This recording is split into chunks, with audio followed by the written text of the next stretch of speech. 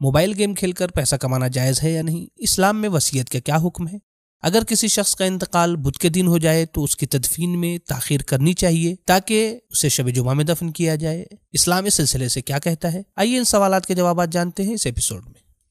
YouTube analytics کے مطابق ہمارے ویورز میں سے 76% لوگوں نے ہمارے چینل کو سبسکرائب نہیں کیا ہے اور صرف 25% سبسکرائبرز نے ہی بیل آئیکن کو پریس کیا ہے۔ ہم تمام ویورز سے درخواست کرتے ہیں کہ ہمارے چینل کو سبسکرائب کریں اور بیل آئیکن کو پریس کریں تاکہ ہماری لیٹسٹ ویڈیوز آپ تک پہنچ سکیں۔ بسم اللہ الرحمن الرحیم۔ دوستو السلام علیکم۔ سبیل کمنٹ کے اس نئے پروگرام میں آپ کا تہہ دل سے استقبال ہے۔ امید کرتے ہیں کہ آپ بخیر عافیت ہوں گے۔ آئیے چلتے ہیں اپنے پروگرام کو شروع کرتے ہیں مولا کائنات امیر المؤمنین علیہ الصلوۃ والسلام کی ایک نورانی حدیث کے ذریعے۔ امیر المؤمنین علیہ الصلوۃ والسلام ارشاد فرماتے ہیں: صوم شعبان یذهب بوسواس الصدر وبلابل القلب۔ ماہ شعبان کا روزہ انسان کے دل سے وسوسہ اور ذہن سے پریشانیوں کو دور کرتا ہے۔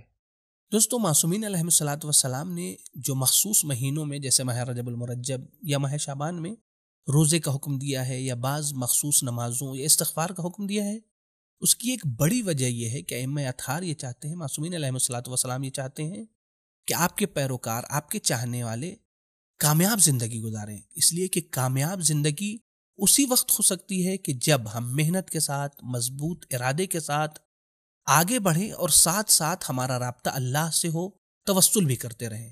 لیکن اگر ہم نے صرف توسل کیا، صرف دعا کیا، اللہ سے رابطہ ہمارا برقرار رہا اور ہم نے محنت نہیں کیا تو کامیابی نہیں ملنے والی۔ اسی طریقے سے اگر ہم صرف محنت کرتے رہیں، صرف مضبوط ارادہ رکھیں اور اللہ سے رابطہ نہیں رکھیں اور توسل نہیں کریں، دعائیں نہیں وہ پڑھیں، تو ایسی صورت میں حقیقی کامیابی ہمیں نہیں ملنے والی ہے۔ تو ہمیں دونوں کام کرنا ہے، محنت اور مضبوط ارادے کے ساتھ عمل انجام دینا ہے، ساتھ میں اللہ سے، ائمہ اطہار سے توسل بھی کرتے رہنا ہے، ان سے رابطہ بھی برقرار رکھنا ہے۔ ماہ شعبان آپ تمام مومنین کو بہت بہت مبارک ہو۔ اس عظیم مہینے میں سبیل میڈیا آپ مومنین کے لیے 2 اہم پروگرام لے کر آ رہا ہے۔ پچھلے 2 سیزنز کی کامیابی اور مومنین کے شدید استقبال کے بعد دیکھیے احسن القصص سیزن 3 19 مارچ 2021 سے ہر جمعہ شام 4 بجے۔ واضح اور دلچسپ انداز میں عملی طور پر احکام سیکھیے، پریکٹیکل احکام میں۔ 29 مارچ 2021 سے ہر منڈے صبح 11:30 بجے۔ تو ابھی ریمائنڈر سیٹ کیجیے اور دیکھنا نہ بھولیے احسن القصص اور پریکٹیکل احکام۔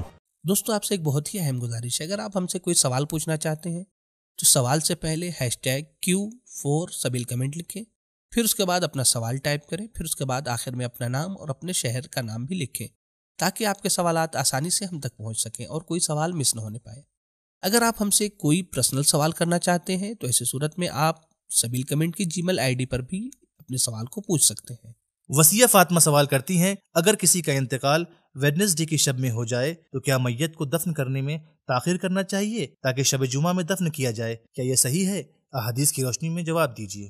سوال کے مد نظر میں عرض کرنا چاہوں گا کہ اس سلسلے میں جو روایتیں ہیں وہ یہ کہتی ہیں کہ جمعرات کے دن ظہر سے لے کے جمعے کے دن ظہر کے درمیان اگر کوئی مؤمن اس دنیا سے اٹھتا ہے، مرد مؤمن مرتا ہے، تو وہ عذاب قبر یا فشار قبر سے محفوظ رہتا ہے۔ تو یہ امتیاز اور افتخار اور سعادت و شرف صرف ان حضرات کو حاصل ہے جو صاحبان ایمان ہیں، ورنہ دوسرے اموات کے لیے یہ امتیاز نہیں ہے۔ اور اس سلسلے میں جو یہ سوال کیا گیا ہے کہ کیا میت کو دفن کرنے میں تاخیر کر سکتے یا نہیں، بہتر کیا ہے، تو ظاہر ہے کہ میت کو جتنی جلدی دفن کر دیا جائے یہ خود میت کے حق میں بہتر ہے۔ اس لیے روایات کہتی ہیں، شریعت کے قانون یہ کہتے ہیں کہ میت کو جتنے جلدی آرام گاہ تک اس کے پہنچا دیا جائے یہ خود میت کے ساتھ جو ہے ایک طریقے سے نیکی اور احسان ہے۔ لہٰذا میت کو دفن کرنے میں تاخیر نہیں کرنا چاہیے مگر یہ کہ تاخیر کرنے کی کوئی معقول وجہ ہو، جیسے فرض کیجئے کہ رشتہ داروں کا پہنچنا یا رشتہ داروں کا حاضر ہونا یا کسی حقیقت کا انکشاف میت پر موقوف ہو، تو ظاہر ہے کہ اگر اس طرح کے حالات ہوتے ہیں تو پھر تاخیر کی جا سکتی ہے، بشرطے کہ تاخیر کرنے سے میت کے جسم کو نقصان نہ پہنچتا ہو یا اس کی حرمت کو جو ہے ٹھیس نہ لگتی ہو۔ لہذا میت کی حرمت بہرحال افضل ہے اور اہمیت کا حامل ہے، تو تاخیر کرنے کی کوئی معقول وجہ ہے تو تاخیر کر سکتے ہیں، ورنہ تاخیر کرنا صحیح نہیں ہے۔ اور اس طرح سے کسی کو اس بنیاد پر کہ جمعرات کو دفن کر دیں یا جمعے کو دفن کر دے تاکہ اس کی برکات اسے مل سکیں، تو روایات اس کی تائید نہیں کرتی ہیں۔ دوستو اگر آپ ہمیں سپورٹ کرنا چاہتے ہیں تو پیٹریون کے ذریعے سے منتھلی ممبرشپ حاصل کریں اور اس کار خیر میں شریک ہوں۔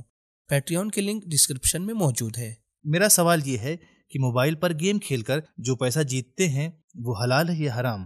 ایک بنیادی قانون ہے ہر کھیل میں، وہ یہ کہ بیٹنگ نہ ہو، شرط نہ ہو، بازی نہ لگائی جائے۔ اس کے علاوہ اگر مثال کے طور پہ کسی کھیل میں انعام کی شکل میں کچھ پیسہ ملتا ہے اگر، تو اس میں شرعی طور پہ کوئی حرج نہیں ہے، لیکن کسی بھی گیم میں بیٹنگ نہیں ہونی چاہیے، شرط نہیں ہونا چاہیے، یا گیمبلنگ نہیں ہونا چاہیے، جوا نہیں ہونا چاہیے۔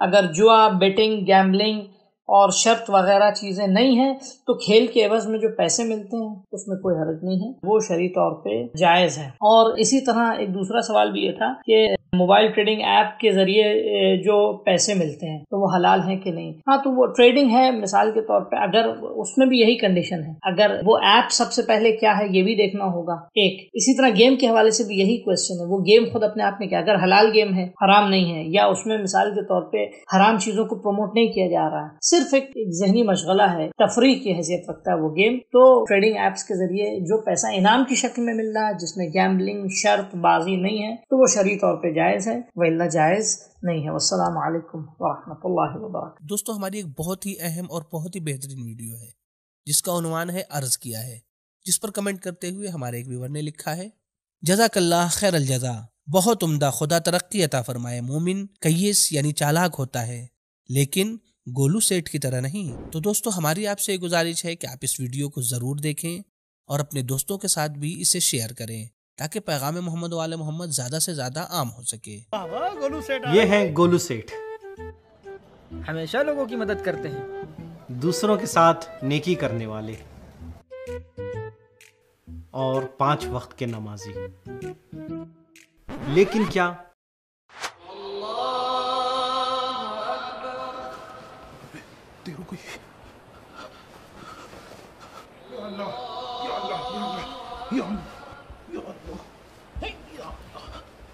لیکن کیا یہ آئیڈیل مومن بھی ہیں؟ لوگ کہتے ہیں کامیاب ہونے کے لیے تھوڑی بہت ہیرا پھیری کرنی ہی پڑتی ہے، لیکن کیا دین کی نظر میں بھی وہ انسان کامیاب ہے؟ وصیت کب کرنی چاہیے اور وصیت میں کیا ہونا ضروری ہے؟ شریعت نے وصیت کے کیا احکام بیان کیے ہیں؟ وصیت ایک ایسا مستحب عمل ہے کہ جس کی اہمیت کے سلسلے میں آیات و روایات میں متعدد مقامات پر سفارش کی گئی ہے، تاکید کی گئی ہے، جیسے کہ سورہ بقرہ کی آیت نمبر 180 میں وصیت کی طرف اشارہ کیا گیا ہے، اور اس کی فضیلت کے لیے بھی روایات موجود ہیں، جیسا کہ رسول اللہ صلی اللہ علیہ وآلہ وسلم سے روایت ہے کہ جو شخص بھی وصیت کر کے مرتا ہے وہ ہمارے راستے اور ہماری سنت پر مرتا ہے۔ اور وصیت بتایا جیسا آپ کو کہ خود ذاتی طور پر مستحب ہے، لیکن اگر کسی کے ذمہ حق الناس یا حق اللہ ہے تو اس صورت میں وصیت کرنا واجب ہو جاتا ہے۔ وصیت کے چند مقام ہیں جہاں پر وصیت کی جاتی ہے، جن میں سے پہلا عرض یہ ہے کہ اگر انسان کے پاس کسی کی امانت ہے تو جتنی جلدی ہو سکے اسے واپس کر دے، اور اگر جیسے کہ وہ مقروض ہے، قرضدار ہے، تو اسے بھی جلدی ہی ادا کرے۔ لیکن اگر کسی وجہ سے وقت پر ادا نہیں کر سکتا ہے، کوئی مشکل پریشانی آ گئی ہے، تو اس سلسلے میں وہ وصیت کرے گا۔ دوسرا مقام اسی طرح یہ ہے کہ اگر خمس اور زکوٰۃ یا دوسرے واجبات جیسے حج ہے مثلا اس کے ذمے ہے تو وہ شخص اسے ادا کرے، اور اگر نہیں کر سکتا ہے تو پھر وصیت کرے گا۔ اسی طریقے سے تیسرا مقام یہ ہے اس کا کہ اگر نماز اور روزے کی قضا ہے، جیسے کسی شخص پر اس نے نہیں پڑھا ہے یا نہیں پڑھ سکتا تھا، تو اس سلسلے میں بھی وصیت کرے کہ اس کے مال سے اس کی موت کے بعد کسی سے انجام دلوا دیا جائے۔ اور آیت اللہ خامنئی حفظ اللہ تعالی فرماتے ہیں وصیت کے سلسلے میں کہ مرنے کے بعد وصیت کرنے والے کی وصیت کو چینج کرنا یہ مطلقاً حرام ہے، لیکن اگر وصیت کرنے والے نے کسی کو یہ اختیار دے دیا ہو تب کوئی پھر مشکل نہیں ہے۔ اور اسی طرح سے آگے فرماتے ہیں کہ اگر میت کے ورثہ مال کی نسبت شدید محتاج ہوں، مثلا انہیں بہت زیادہ ضرورت ہے اس پیسے کی، تب بھی وہ وصیت کی خلاف ورزی نہیں کر سکتے ہیں۔ اور پھر ایک اور مسئلہ ان کا یہ ہے آیت اللہ خامنئی حفظہ اللہ کا کہ جس شخص کو وصیت کی گئی ہے اس نے ذرہ برابر بھی مال کو وصیت کے خلاف اگر خرچ کر دیا ہوگا تو اس سلسلے میں وہ ضامن ہوگا۔ اسی طرح آیت اللہ سیستانی حفظہ اللہ وصیت کے سلسلے میں فرماتے ہیں کہ اگر مرنے والا مقروض تھا یا اس پر حج واجب تھا مثلا، تو اس صورت میں اصل ترکہ سے اسے انجام دیا جائے اور باقی जो माल बचा है वो वर्षा में तकसीम कर दिया जाएगा। अगर कोई ऐसी जॉब है कि जिसमें म्यूजिक वगैरह को सुनना पड़ता है तो फिर मुहर्रम में क्या म्यूजिक को सुन सकते हैं? नेटवर्क मार्केटिंग कंपनी में इन्वेस्ट कर सकते हैं? और खुदशनासी क्या है और उसे किस तरह से किया जा सकता है? इन सवालों के जवाबात को जानिए इस एपिसोड में।